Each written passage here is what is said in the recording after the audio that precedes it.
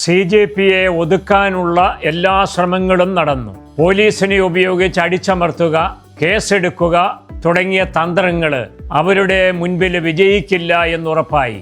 Internet കണക്ഷന് വിച്ഛേദിച്ചു.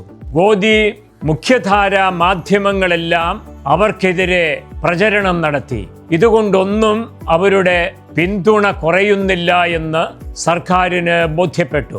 അവര് പ്രതിഭാശാലികളായതുകൊണ്ട് ബദൽ സംവിധാനങ്ങൾ അവർ ഏർപ്പെടുത്തി.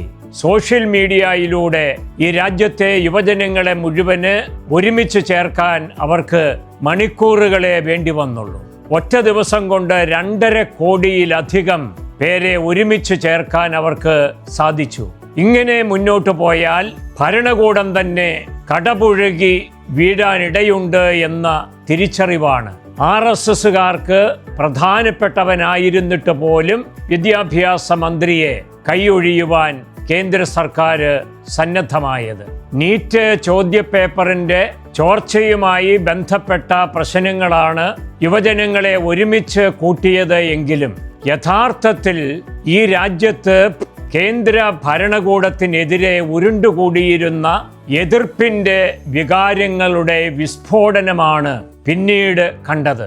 ജനാധിപത്യത്തെ മോചിപ്പിക്കുക എന്നുള്ള വലിയ ഒരു ആവേശകരമായ ചിന്ത ഈ ഒത്തുചേരലിന് പിന്നിലുണ്ട്. അതുകൊണ്ടാണ് എല്ലാ തലങ്ങളിൽ നിന്നും ഇവർക്ക് വലിയ പിന്തുണ ലഭ്യമായത്.